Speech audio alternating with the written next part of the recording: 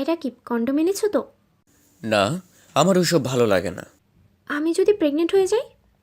সমস্যা নেই, তুমি পিল খেয়ে নিও। আমার কিন্তু ভয় করছে। এত ভয় না পেয়ে চুপ করে শুয়ে পড়ো। রুমমেট করতে এসেছি আমার প্রেমিকা মিতুর সাথে। একটা হোটেল রুম ভাড়া নিয়েছি। মিতু কিছুটা ভয় পেয়ে আবার আমাকে বলল, রাকিব, আমার কাছের বান্ধবীদের কাছে শুনেছি প্রথমবার নাকি অনেক কষ্ট হয়। তাই বলছি বিয়ের আগে এসব না করলে হয় না? দেখো শোনা, তোমার কোনো কষ্ট হবে না। আমি তোমাকে কষ্ট দিতে পারি? আমরা কবে বিয়ে করছি রাকিব? এই তো শোনা, আর 2 মাস পর চাকরির ইন্টারভিউ বেশ কয়েকটা দিলাম, তবে একটা নিশ্চিত হয়ে যাবে। চাকরিটা পেয়ে গেলে 2 মাসের মধ্যে আমি তোমাকে বিয়ে করব। এই বলে আমি মৃত্যুর ঘাড়ে কিস করতেই মিতু কেঁপে উঠল। মিতু আরও শক্ত করে জড়িয়ে ধরল আমাকে। আমি আস্তে আস্তে মিতুর সব কাপড় খুলে ফেললাম। মিতু খুব লজ্জা পেয়ে ওড়না দিয়ে তার শরীর ঢাকার চেষ্টা করছে।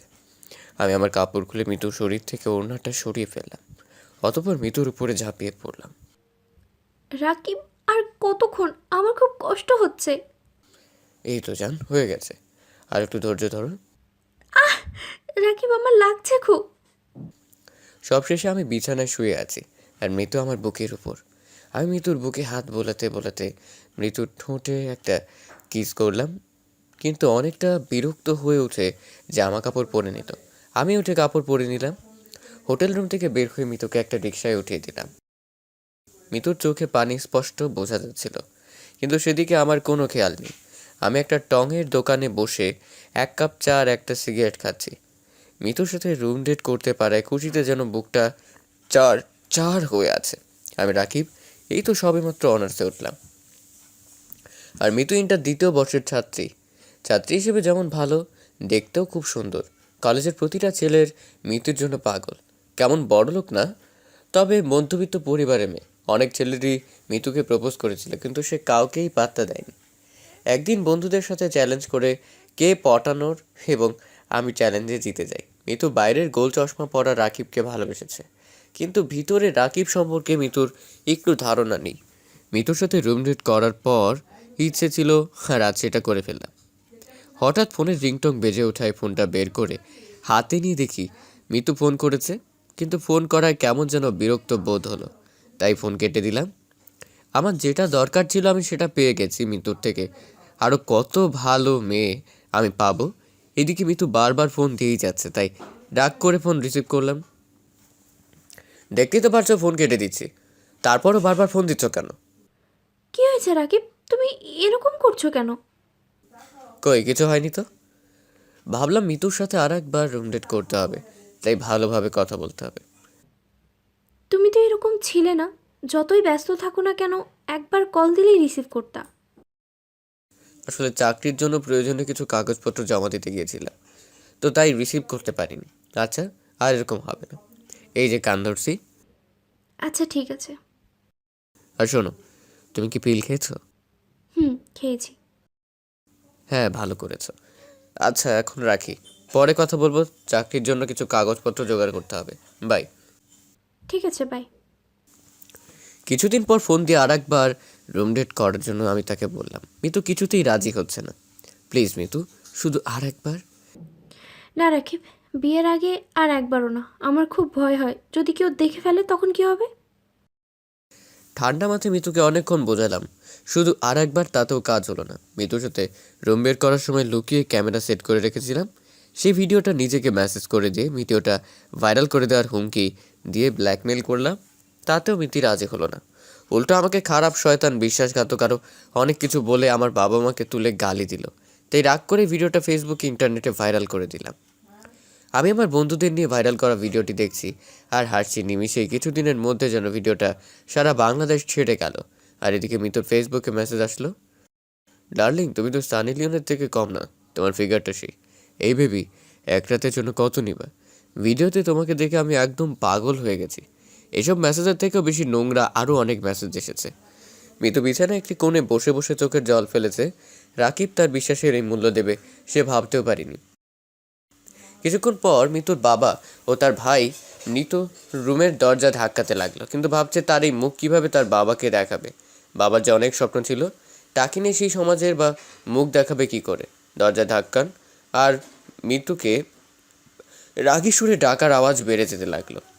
মিতু মাথায় হাত দিয়ে এটার সমাধান খুঁজে বেড়াচ্ছে। কি করলে সব ঠিকঠাক করা যাবে? একটু পর সমাধান খুঁজে পেয়ে মাথার উপরে ফ্যানটার দিকে তাকিয়ে অট্টহাসিতে মেতে উঠল আর বলতে লাগলো, হ্যাঁ, এই ফ্যানই আমার সব কিছুর সমাধান করবে।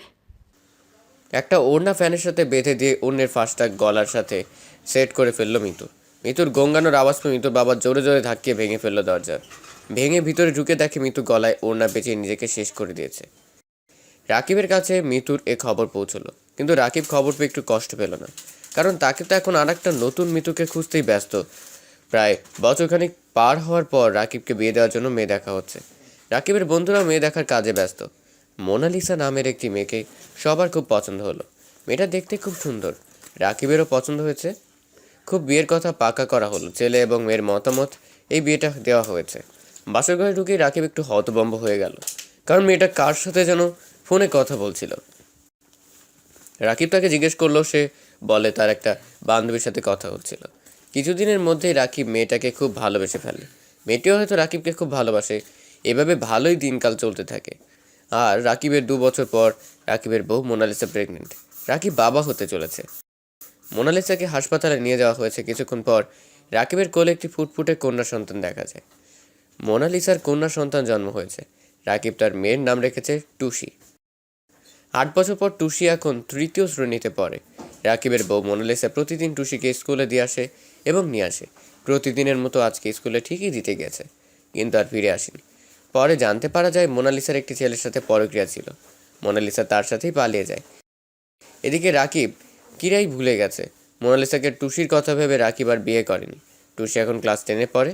কিছুদিন পর টুসির এসএসসি পরীক্ষা, তাই রাকিব 1 মাসের জন্য অফিস ছুটি নিয়েছে। টুসিকে রাত জেগে পড়ানো, খুশির খাবার ব্যবস্থা সব কিছু আকিব করছে। টুসিকে কোনো কাজই করতে দেয় না। টুসিও মন দিয়ে পড়ালেখা করেছে। প্রথম পরীক্ষা, তাই রাতে খুশিতে স্কুলে দিতে গেছে। টুসি দেখতে অনেক সুন্দর। একটা ছেলে কেমনভাবে তাকাচ্ছিল, এভাবে তাকাতে দেখে রাকিবের কেমন খারাপ লাগলো। তাই রাকিব স্কুলের বাইরে দাঁড়িয়ে আছে টুসির পরীক্ষা শেষ হওয়ার অপেক্ষায়। টুসি ছাড়া তো রাকিবের আর কেউ নেই, তাই টুসিকে খুব ভালোবাসে রাকিবের সাদা কালো চুল আর চোখে একটা পুরনো চশমা। রাকিব ছেলেদের দিকে তাকাচ্ছে আর ভাবছে সেও একসময় এই ছেলেদের মধ্যে খুব মডেলিং ছিল, কিন্তু বয়স বাড়ার সাথে সাথে এসব মডেলিং আর ভালো লাগে না রাকিবের। বড়লোক বন্ধুরা রাকিবের খবর নেয় না। খুব জানতে ইচ্ছে করছে তার বড়লোক বন্ধুরা কেমন আছে, তাদের দেখতে ইচ্ছে করছে খুব। পাশ থেকে কেউ একজন বলে উঠল, আরে বন্ধু রনি, তুই এতদিন কোথায় ছিলি? আমি তো দেশের বাইরে থাকি, আর তুই এখানে কি করছিস? তোর এই অবস্থা কেন? কলেজে স্মার্ট ছেলেটার এই অবস্থা হবে ভাবতে পারিনি। আমার মেয়ে বেশি পরীক্ষা দিচ্ছে, তাই আর কি বসে আছি। ও আচ্ছা, ঠিক আছে, থাক, আমাকে বাসায় যেতে হবে, আর ভালো থাকিস। আচ্ছা যা। রনি গাড়িতে উঠে চলে গেল। আমি সেখানে বসে ভাবছি, কলেজে সাইকেল না নিয়ে আসতে পারা প্রতিদিন পুরাতন একটা ময়লা শার্ট পরে আসা ছেলেটাও আজ গাড়িতে করে যাচ্ছে। আমার চোখের কোণে পানি জমে এলো। খুশির পরীক্ষা শেষ, টুসিকে নিয়ে বাসে আসলাম। এভাবে প্রতিদিন টুসিকে নিয়ে যাওয়া আসা করে টুসির এসএসসি পরীক্ষা শেষ হয়ে গেল। তাই টুসিকে বিয়ে দেওয়ার জন্য একটা ভালো ছেলে খুঁজছি। কিছুদিন পর অফিসে বসে বসে মোবাইল চালাচ্ছিলাম। কে একজন ভিডিও মেসেজ দেয়। মেসেজটা ওপেন করে দেখি যেন হাত পা কাঁপতে শুরু করলো। নিজের চোখে যেন বিশ্বাস করতে পারছি না। আমার মেয়ে টুসির ভিডিও ভাইরাল হয়েছে। চোখ দিয়ে অনবরত পানি পড়তে লাগলো। টুসির কোন ছেলের সাথে লুকিয়ে নোংরা ভিডিও বের করবে ভাবতেও পারিনি। তাড়াতাড়ি করে বাসায় এসে টুসির রুমে ঢুকে দেখি টুসি বিষ খেয়ে নিজেকে শেষ করে দিয়েছে। বিছানার পাশে একটা চিরকুট পেয়ে পড়তে শুরু করলাম। আমাকে ক্ষমা করে দিও বাবা। আমি একটা ছেলেকে ভালোবাসতাম, আর ভালোবাসার প্রমাণ দিতে গিয়ে আমাকে এতটা নিচে নামতে হয়েছে। আমি ভাবিনি ছেলেটা আমার ভিডিও ফাঁস করে দেবে। আমাকে ক্ষমা করে দিও বাবা। টুসিকে মাটি দেওয়ার কাজ সম্পন্ন করে ফাঁকা রাস্তা দিয়ে হাঁটছি কিছুক্ষণ। তারপর একটা পুকুর পাড়ে এসে বসলাম। আজ নিজেকে খুব মনে পড়েছে। আমি চোখ থেকে দাগ পড়া চশমাটা খুলে রাখলাম। একটা সিগারেট ধরিয়ে টানছি। কিছুক্ষণ পর ভেজা ভেজা চোখে আকাশের দিকে তাকিয়ে আছি। আর চিৎকার করে বলতে ইচ্ছে করছে, ফিরে এসেছে। হ্যাঁ, ফিরে এসেছে। মিতু নয়, মিতুর সাথে করা আমার অন্যায় আর আমার পাপ ফিরে এসেছে। একটি মেয়ে বড়ই অদ্ভুত। আপনি আজ অন্যকে ঠকাবেন, আজ কাল অথবা কিছু বছর পর প্রকৃতি আপনাকে সেটা উপহার স্বরূপ ফিরিয়ে দিবে। কাউকে কষ্ট দেওয়ার আগে শতবার ভাববেন সৃষ্টিকর্তা বলে উপরে একজন আছে।